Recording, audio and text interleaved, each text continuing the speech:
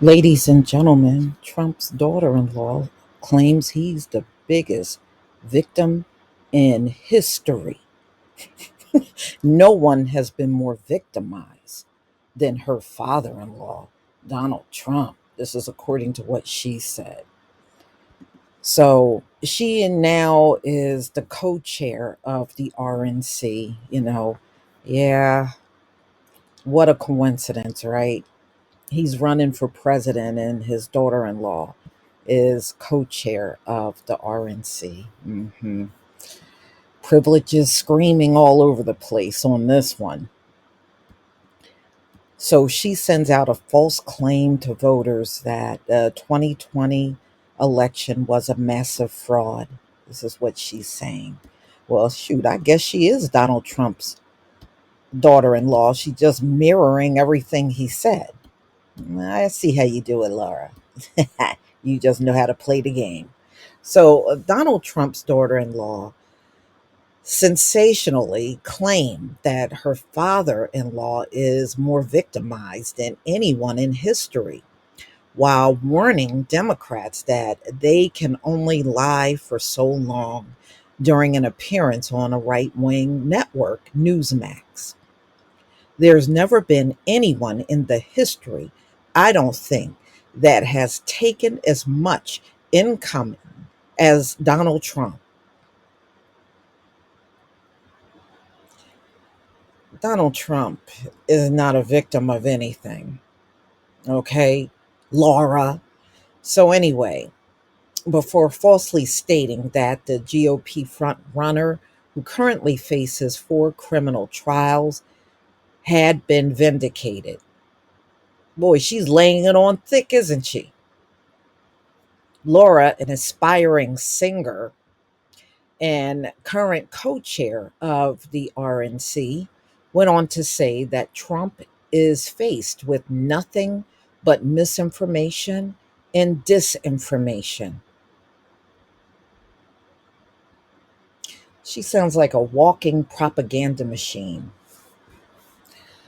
According to the Washington Post, Trump made more than 30,000 false statements during his time as president. Laura's statement comes as the RNC makes a hard shift in promoting incorrect claims that there was massive fraud taking place in the 2020 election, which Trump lost the presidency to Joe Biden. Mm, mm, mm. Massive fraud claims are made in a robocall voiced by Laura, which went out to 145,000 voters during the first week of April. We all know the problems: no photo ID, unsecure ballot drop boxes, mass mailing of ballots, and voters roll chock full of deceased people and non citizens are just a few of the massive fraud that took place. Well, how did non citizens get on the voting rolls? I'm just asking, how did they get on there? This place is so crooked. Hmm. Okay. So, anyway, if Democrats have their way, your vote could be canceled out by someone who isn't even an American citizen. You know what? These Republicans are full of crap, too, y'all. They're not trying that hard to push these illegals out of here. Just sit and watch. They just whine and complain a little, you know, but at the end of the day, they're not doing anything to get them out of here. They're not doing a thing. So, anyway, I'm sure you agree with co chair Trump that we cannot allow the chaos and questions of the 2020 election to ever happen again, Laura goes on. Earlier this month, CNN reported that potential new hires at the RNC were asked during an interview process if they believe that the 2020 election was legitimate. There is no proof that the 2020 election was corrupted, with Republicans and Trump appointees, including former Attorney General William Barr, acknowledging that no widespread fraud took place. In 6 states, Trump loyalists brought 60 court cases regarding the election, and all were dismissed. Yeah, he got mad at Rudy Giuliani over that.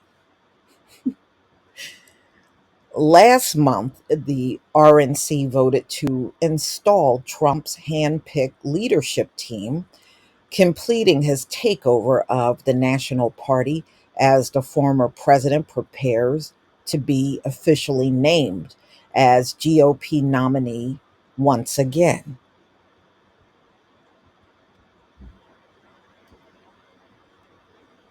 So Michael Watley, a North Carolina Republican who echoed Trump's false rhetoric, voter fraud, was elected to the party's national chair in a vote Friday morning in Houston. Laura was voted as co chair.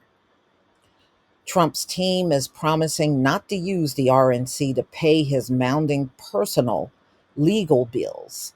But Trump and his lieutenants will have firm control over the party's political and fundraising machinery with limited, if any, internal pushback. Yeah, that's why his daughter in law is the co chair of the RNC, because Trump is virtually going to take over all that funding that's in there. So, anyway, y'all, the biggest victim in all of history? Uh, I don't think so, Laura. Nice try, though, but I don't think so.